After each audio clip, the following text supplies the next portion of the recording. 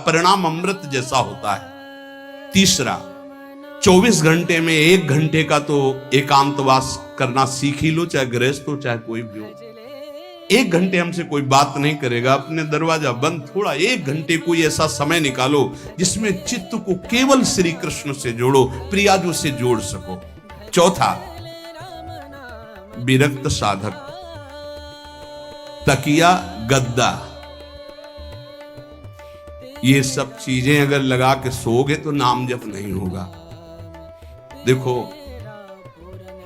हितधाम में कुशासन और एक ईंट कुशासन के नीचे, सर्दी में ओढ़ने के जो हमारे कंबल थे वो आटे का बोरा बलराम जी ला के दिए थे। जीवन को यदि आप कसौटी पे नहीं कसेंगे तो भजन नहीं होने वाला। अब तो शरीर रोग से ग्रसित है, आप चाहे जहां रखो चाहे जैसे रखो, प्रियाजू जाने। जब तक हमें भगवदाकार वृत्ति ना हो जाए तब तक विषयों को स्वीकार नहीं। ऐसे हैं साधक, बड़ा सुख मिलता है। एक ऐसे पड़ा हुआ है आसन, उनके कमरे में जाके देखिए, केवल आसन ही है। कितने ऐसे साधक राधा के कुंज में रहते जिनकी चटाई केवल है, न तकिया है, न गद्दा है, न कोई। उसी चटाई को ऐसे खड़ा कर दिया, बिछा लिया, बस उसी में पड़े, भोजन मिला पा लिया, ऐसे रह रहे। कमरे में देखो जाके तो ऐसा लगेगा कि इसमें कोई रहता ही नहीं, कुछ है ही नहीं, केवल चटाई है। तकिया गद्दा विशेष विलासिता की वस्तुएं तो नाम जप नहीं होने वाला, ध्यान रखना। जहां पड़े आराम से नींद आ जाएगी, सो जाएंगे, और जब तो नींद उतनी आएगी जितनी आवश्यकता है। भजन का खजाना तिजोरी में रखें, कभी किसी से बताएं नहीं कि आपका भजन कितने माला कितना होता है। पूज्य नारायण स्वामी जी कह रहे हैं, भजन को खजाने में रखने का मतलब है लूटने वाले डाकू माया भेजती है, काम क्रोध लोभ मोह मद मत्सर आदि, और प्रिय गृहस्थ भगत आदि। कैसे प्रिय गृहस्थ? स्वामी जी अब ये सब आप ही कहा है, बहुत बीमार है, आप देखना।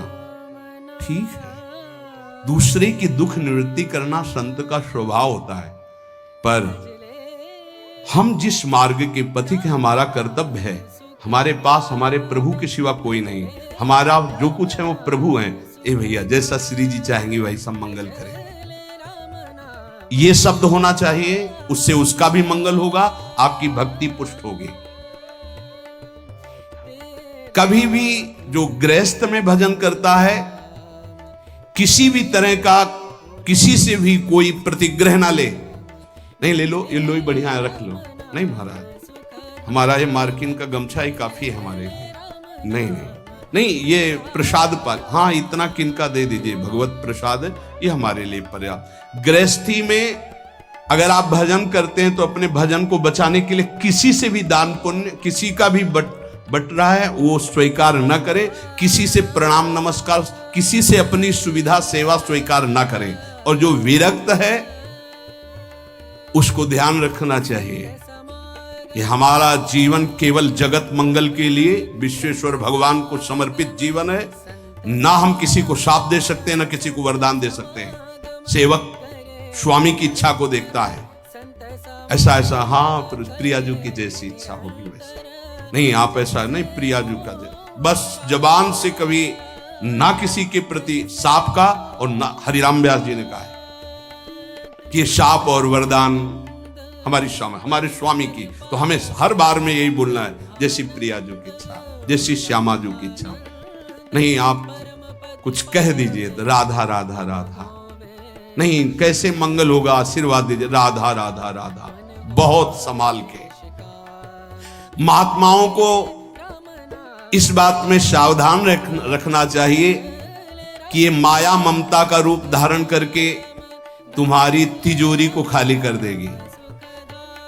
खजाना लूटने के लिए माया बहुत अनुभवी महापुरुष है, सेवक के रूप में आती है,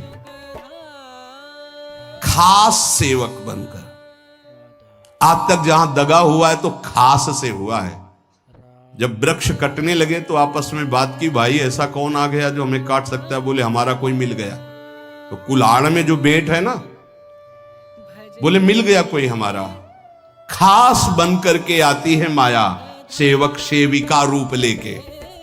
बहुत अनुभव की बात महापुरुषों की, मान लीजिए विरक्त जनों के लिए खास बात है। सेवक सेविका रूप रख करके माया आएगी। इसके बाद अगर आपने स्वीकार किया, फिर तुम सेवक होगे, वो स्वामी होगी। समझ रहे हो? बहुत अंदर से इस बात को समझ लीजिए। अगर आपको भगवत प्राप्ति करनी है तो जब तक शरीर में श्वास रहे, सेवा मत स्वीकार करना किसी की। कपड़ा धुलाना, खाना पीना, भीख मांग के खाओ, भिक्षा अन्न, या आकाशवृत्ति से जियो। जैसे मना ना कपड़ा धो पाओ तो उतने पहनो जितना धो पाओ।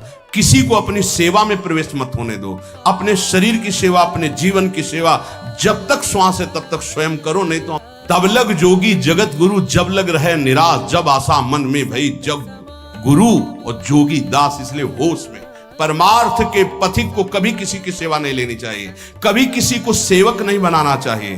भगवत भाव से नेकी कर दरिया में डाल, उपदेश दे दिया, चल अपने मार्ग में। जीवन की ये बात हमारी अनुभव की मान लीजिए।